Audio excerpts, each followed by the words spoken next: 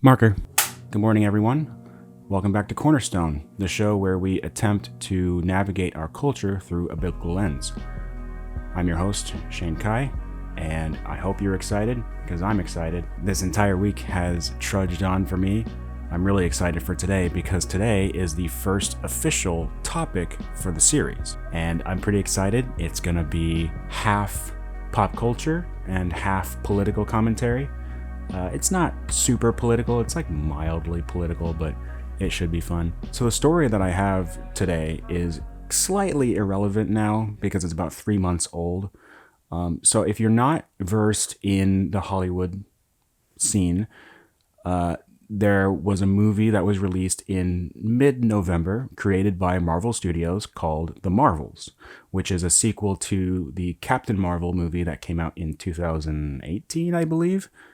No, 2019. Captain Marvel is a female superhero who is basically just super powerful and basically indestructible. Now, the topic for today is not just, oh, here's my opinion on the movie. It's actually someone else's opinion on the movie, and I think that this is a really interesting story. There is an organization called the Babylon Bee. If you have not heard of them, the Babylon Bee is essentially a conservative organization or group, really, that tries to create comedic content based on real political events. And so what they'll do is they'll take something that happens in the world of politics and they'll change it slightly to make it funny and to make it comedic and to make it, satire. And then they'll post it. And it's supposed to just garner a bunch of laughs. And I do think that a lot of their posts are pretty funny. They also have a secondary account.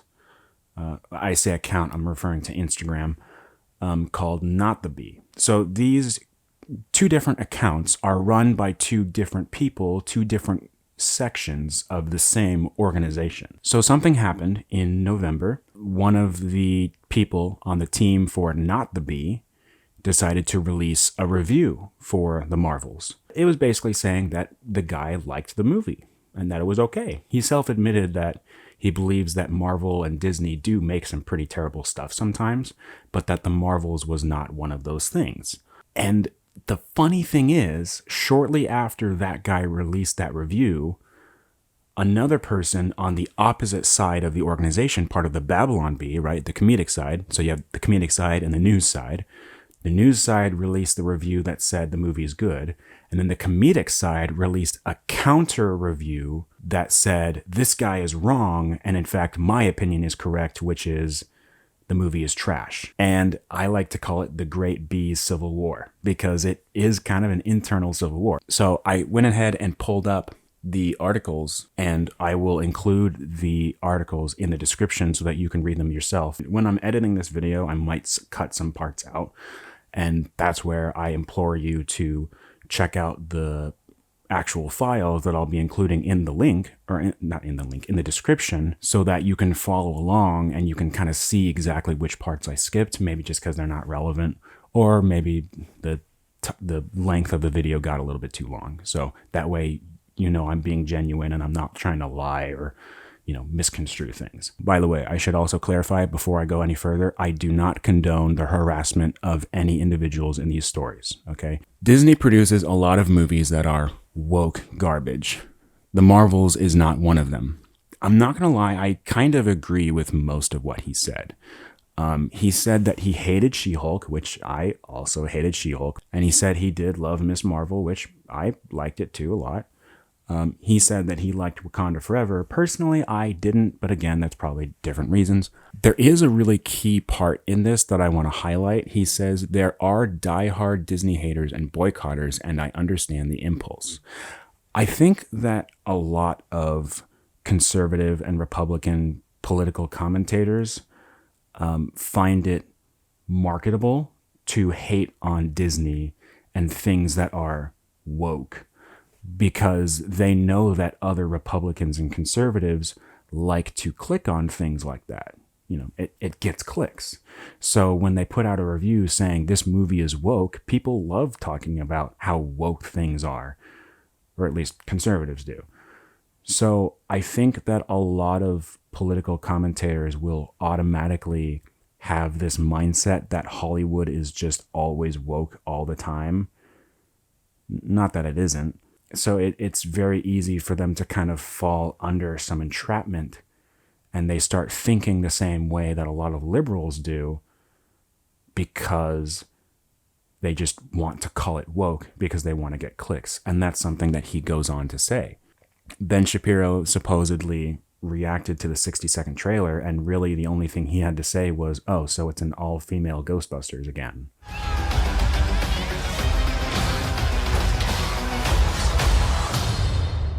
We're a team. Oh, no, we're not a team. We're not a team.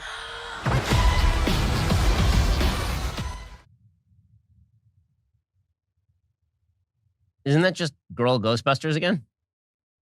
I mean, like, did you like that? If you did, why? Explain it to me. What about that made it good? And that drives the point home, is that, you know, Republicans and conservatives who typically their mindset is, hey, we should look beyond race. We should look beyond sex and ethnicity and age and things like that. Well, most of the time with age. We should look beyond those things, and we should look at things such as character, behavior, personality, beliefs, you know, things like that. Like, those are the important things. Republicans often tout these things as like, oh, this is how we think. You know, we don't care about the outward appearance. We care about the inward appearance, and we care about who people are on the inside. But then Ben Shapiro literally here proves that maybe he does think that way in a lot of scenarios, but it's obvious it's not all there, because he watches a 60-second trailer and he goes, oh, it's an all-woman team, and he has a problem with that. And he doesn't care about the characters or how their stories are developed. All he cares about is they're females. Hey everybody, it's Shane. I'm editing this video right now, and I realized that I actually missed an important part of this section. Ben Shapiro's comment about the Marvels just being another female Ghostbusters doesn't really work, because the female Ghostbusters was a gender swap reboot, while the Marvels is not. So I don't think that his comment really makes sense, because no, it's not just like a female Ghostbusters. It's completely different. It's not a reboot. The characters in the Marvels weren't originally men. They've been female for a very long time. So I just felt like I needed to add that in here, and enjoy the rest of the video. You know, when this guy in the review says, congratulations, Ben, you just handed the progressives their greatest victory. You now see the world through their intersectional lens. I agree with that. You know, I'm not gonna say that Ben Shapiro is all of that. Maybe this is just one moment where he did that, but it's still something to point out. You know, it's not like something that I would just easily pass by and forgive. You know, I'd look at that and go, that's wrong. That's definitely wrong. You know, and then he goes on to say how woke the Marvels is. And if you're wondering why I'm using woke in air quotes all the time, is because I don't really like the word woke. Not because it's a bad word, it's because it's not really a word, you know. And nowadays in 2024, the word woke has been used so often that it's becoming a buzzword. Fascist is a great example. People use the word fascist as an insult, and it's used so often that people forget what the meaning of fascist is. And now they just call people that they don't like a fascist, even if they aren't a fascist. And I think that woke is similar to that. It's a buzzword. It has no meaning, and it's used in such a broad spectrum of ways that it's hard to understand exactly what someone means when they use the word woke, because there's so many different things they could be talking about. I typically use the word progressive cringe because I think that's a little bit easier to understand. I'm not saying that everything that's progressive is cringe. That's why I say progressive and cringe in the same term. There can be good progressive things, but there's also cringe progressive things. So I'd say progressive cringe. So that's typically what I regard. That's how I replace the word woke. So he goes on to mention how the movie is woke, and I watched the movie for myself, and you know, clearly the guy in the review did too. And I agree, like, it's not really that progressive.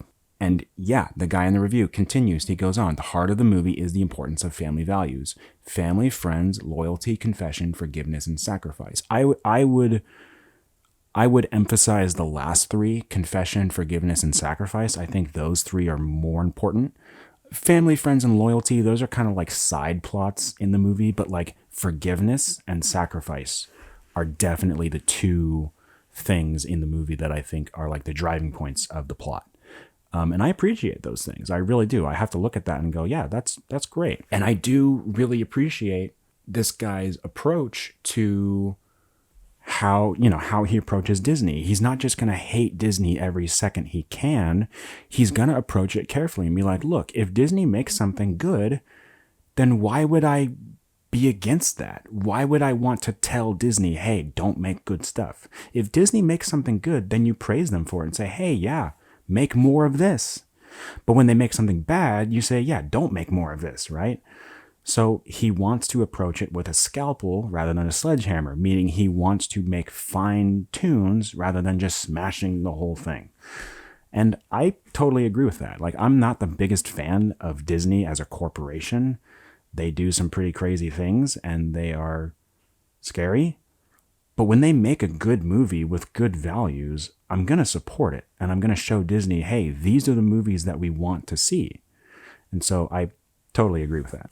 So now that I've talked about that for a little bit, I'm going to go ahead and switch gears and go to the Babylon Bee review, which is the review that basically overturns the previous review and says, no, the movie's bad. Not the Bee's review of the Marvels missed the mark, so I stepped in to correct the record.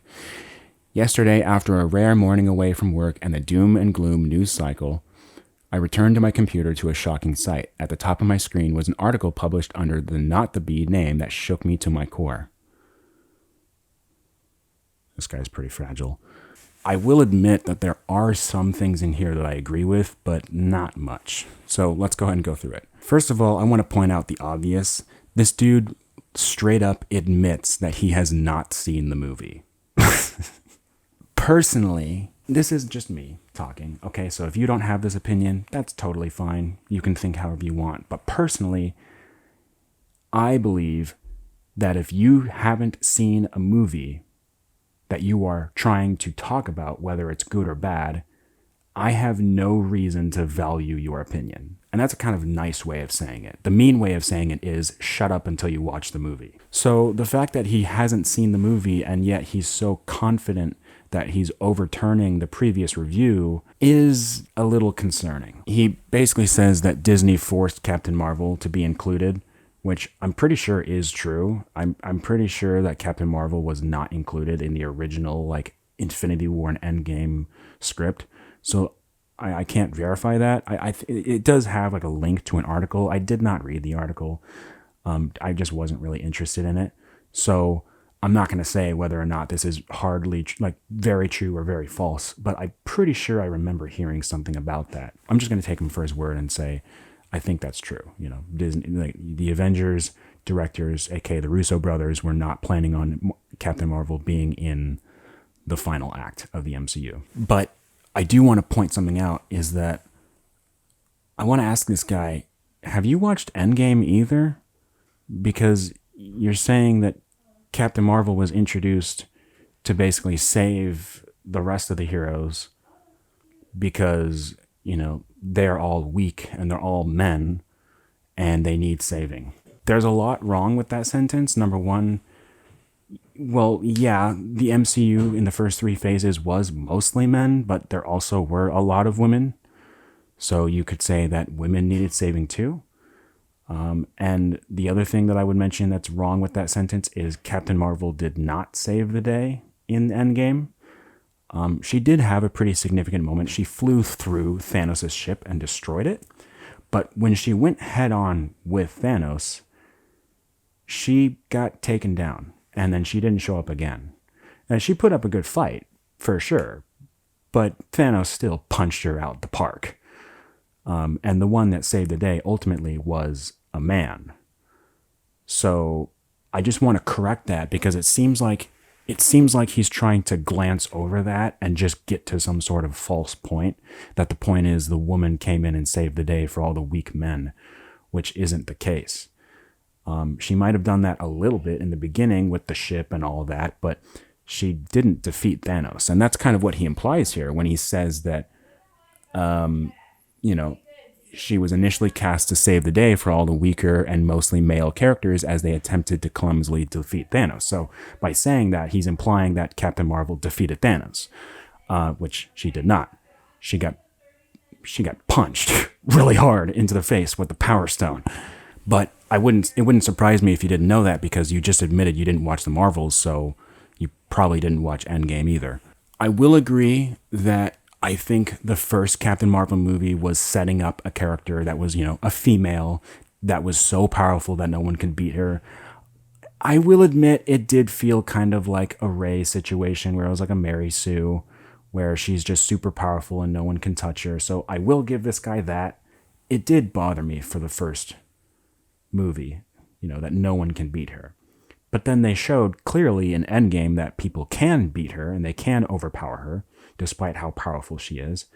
And the Marvels does that too. He mentions that he has 3 young girls in the house, and he loves the idea that his girls can look up to a female character in a movie, similar to how his boys can. But he says that this is not the right way to do it. Look, I agree that Mary Sues are poorly written characters, but I would argue most of the Mary Sue stuff is in the first movie and not the second one. And that's important to know because the second movie is the movie that we're talking about. So I think this second movie does a really good job of making Carol seem more humble. Yeah, she is still really powerful, but throughout the whole movie, she's often, encouraging her other 2 girlfriends, and she's even apologizing to people for her actions. And I think that's really important. That's something that I was hoping to see, because I think that her powers can leave a lot of people in a destructive wake. And so the fact that she's willing to, apologize to people and confess and say, I feel bad for the way that my powers have affected you, I liked that. And I thought that made the character better. I really did. I really think that her character was kind of unlikable in the first one, but I liked her character much better in the second one because she seemed to have more humility and more kindness. And, she still was a little hot-headed, but eventually she got to the point where she was like, oh, hey, I'm sorry about what happened back there. It was stressful, but, I shouldn't have yelled at you. And it's like, that's great. That's an awesome message. Like that's such a good message to push. And, that again, that's just my opinion, but I think that it's fine that, young girls can look up to Captain Marvel as a fictional character. And then he said, and don't get me started on the other protagonists. What? I will admit that Monica was a little bit boring in the movie, but there's nothing woke in the movie about her. There's nothing progressive. And then he also says, I don't know or care to find out the actual names of these characters. LOL. That's not a very good thing. It's not a very good thing to be writing reviews about things that you don't care to be paying attention to. Kind of like CinemaSins. That's one of the reasons why I don't like CinemaSins is that they constantly trash talk movies even though they don't pay attention to them. And it's like, if you actually paid attention to the movies that you watch, then a lot of the trash talking you're doing would be completely invalid because they can simply be answered by the information that's given to you that you're not paying attention to. So I feel like that sentence alone reveals a lot of information about this person. And I think a lot of things that this guy says in this review, not everything, but I think a lot of things in this review could have been resolved if this guy pays attention. That is, if he even watched the movie, because again, he didn't watch the movie. The trio of female leads exists for no other purpose than to show that women can do this too. Well, it's a fictional movie. It's fictional. It's superheroes. And in a world of superheroes, I think that's fine to show that there can be female superheroes too. I don't think that there's anything wrong with that. I think that, there are movies I've watched before that push women up, but they also push men down. And that's the problem I have. I don't have problems with movies that push women up. I have problems when they also push men down. right? And the same goes vice versa. If you push a man up and you push a woman down, that the same rule applies. It's not any different. So when a movie pushes a man up or pushes a woman up, but it doesn't do any of the pushing down, I don't think that's necessarily a bad thing. I mean, that's just my opinion. If you disagree, that's totally fine. You can leave it in the comments. I read comments all the time, and I like talking to people, and I like conversing with people on these topics. I'm not afraid to have an open dialogue about this kind of stuff. So if you disagree with that, totally fine. Let me know. But personally, I don't mind it when a movie pushes a gender up, as long as it's not trying to push the other gender down. And like saying, oh, these people are bad, but these ones are good. You can say, hey, these ones are good, and then just leave it at that.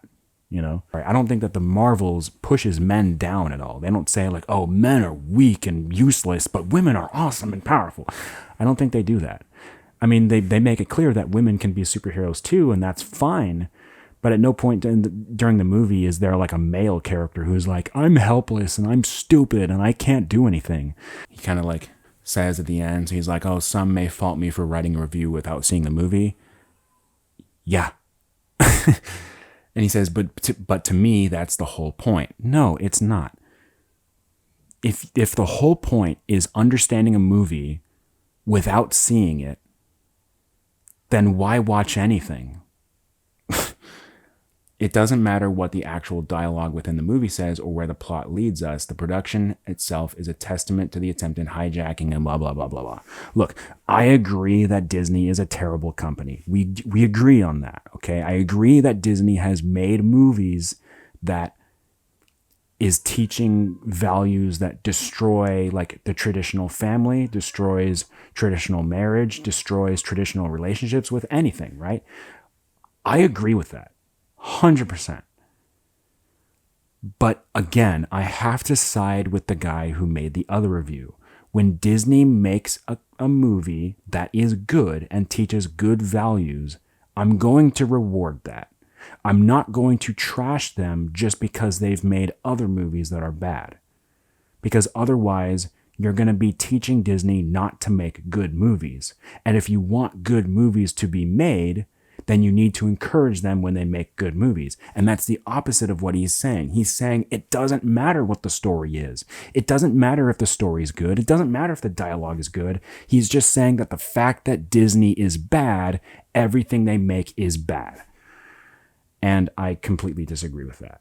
I'd like to end this portion of the video.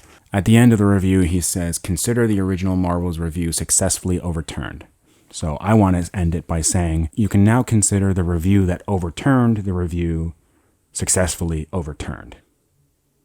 And then I was going to do a bit where I would crumple up a piece of paper and throw it in the trash, because originally I was going to print out the reviews and read it on paper, but I realized that that was a waste of ink. So I'm just going to do it anyway on a blank piece of paper.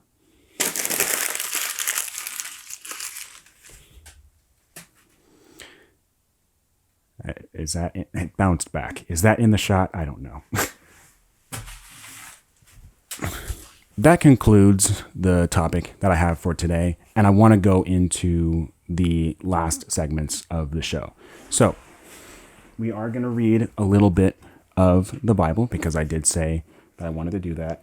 So I wanted to touch on something that I read in Luke. And if you're wondering, last week I was in Judges, this week I'm in Luke. You're wondering, how is this guy reading the Bible so fast? I'm not. Like I said, I'm reading the 1 year. I was reading about, in Luke, it's going through the story of Jesus, and it's getting to the point where he's about to be crucified. And I want to focus on something that I've never really thought of before. Jesus didn't jump on the cross. He didn't volunteer to be on the cross. Right? Jesus knew what had to be done, and he was willing to do it. But he didn't turn himself into the Romans, or was it the Romans? I think it was the Romans, or just the police in that era, right? He didn't just turn himself in and say, hey, crucify me because I need to do it. He didn't do that. The Romans had to seek him out and capture him and torture him and crucify him.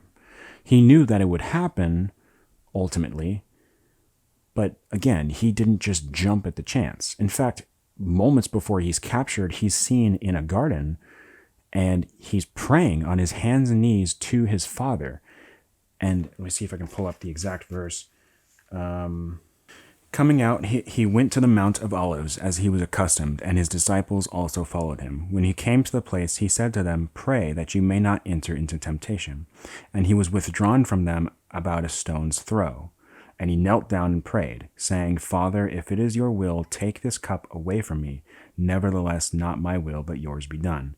Then an angel appeared to him from heaven and strengthening him. And being in agony, he prayed more earnestly. Then his sweat became like great drops of blood falling down to the ground. There's more to it, but that was the part I want to focus on.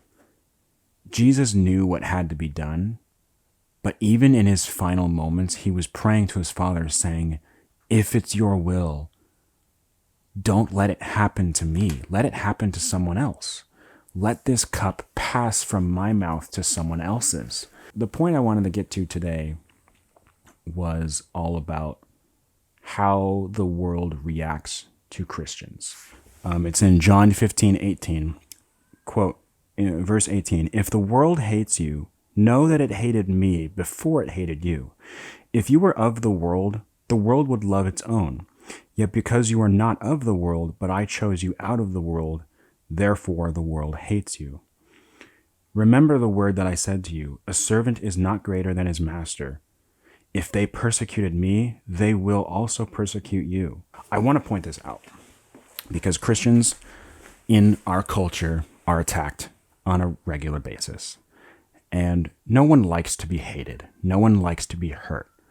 No one likes to be called out. I understand that. I resonate with that as well. But we have to recognize that people don't hate us because of who we are.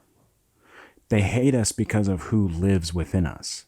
And there's proof of that based on what happened to Jesus. Because like I said, Jesus did not jump at the cross. He didn't volunteer and say, "Hey, crucify me." He knew what had to be done, but ultimately the Romans went out and found him, arrested him, beat him, then put him in court. Actually, I think they put him in court first. And then the people yelled, "Crucify him, crucify him." And I think it was Pilate. He kept saying, "Why? What has this man done? What evil has he done?" And they just kept saying, "Crucify him, crucify him." People have hated Jesus, and they've hated God the Father ever since the fall of man in the Garden of Eden. And they've hated people in which the Father resides in. I just wanted to give this as encouragement. I know it's kind of a sad encouragement. It's a very dark encouragement because I'm literally acknowledging, yeah, the world hates us. The world disagrees with us, and the world ultimately wants to see us gone. And a lot of Christians have already been martyred for their faith. But I want to use this as encouragement, as as kind of a feel-good moment. And this is a feel-good moment when you think about it. People don't hate you because they hate your personality. They hate you because of the person that lives within you.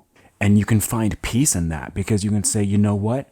All of these struggles, all of these things that I'm dealing with, this hate and this anger towards me, I can let go of it and I can give it to God. Because that's ultimately who it's directed towards. You're not alone. In fact, you're so not alone that even the God of the universe, the Son, Jesus. How do I put this? God's Son, Jesus, was even in that position with you, that he was hated by the world just like we are, and he was persecuted by the world just like we are. Or, well, actually, he was persecuted even more than us. God's not some booming voice telling us all these things far away. It's like, no, he's right in here with us. He's right down here on the ground level. And he's experienced these things just like we are right now. And it's encouraging. The world doesn't hate you because they hate your personality. The world hates you because of me that resides in you, because of I that resides in you. If I did not live in you, they would love you. So, yeah. I don't know if that's encouraging or if it's depressing. I find it encouraging. So whenever people say like, you're hateful, you're awful, I hope you die, I kind of smile a little bit and I'm like, you know what? Just because you said that, I feel a little bit better about myself because I feel like I'm saying the right thing. Anyway, that's going to conclude this episode. So I want to do 2 extra segments at the end of every episode. First, I want to mention a book that I'm reading currently, like a book recommendation. But, I just want to share a book that I've been reading recently, and maybe you can pick it up too. So the book I'm reading right now is called If Ye Shall Ask by Oswald Chambers. It's a very short book. It was actually lended to me by not only my good friend, but also my soon-to-be brother-in-law. It has, I think, 12 chapters, and they're all pretty short. Like each chapter is like 5 or 6 pages, maybe a little bit more. And it's just, what I love about this book is just how when you're reading it, just by the words that this guy used, you can tell how intelligent he is. Not worldly intelligent, but spiritually intelligent. Like you can just tell by everything he says, you're like, whoa, this guy was on to something. Let this guy cook. So it's just like, it's really interesting, and it's all about prayer and how prayer is the most effective weapon that we have. So I highly recommend you check it out. If Ye Shall Ask, which is saying if you shall ask. So I highly recommend that.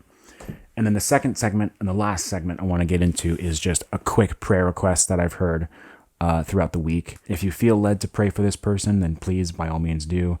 And on top of that, if you have something that you need prayer for, you can always leave it in the comment section. Even if it's not included in a video, I still try to pray for people as much as I can. So know that there are people praying for you. If you leave it in the comments, there are people praying for you. It's not just me. Hopefully other people who are reading are also praying for you as well.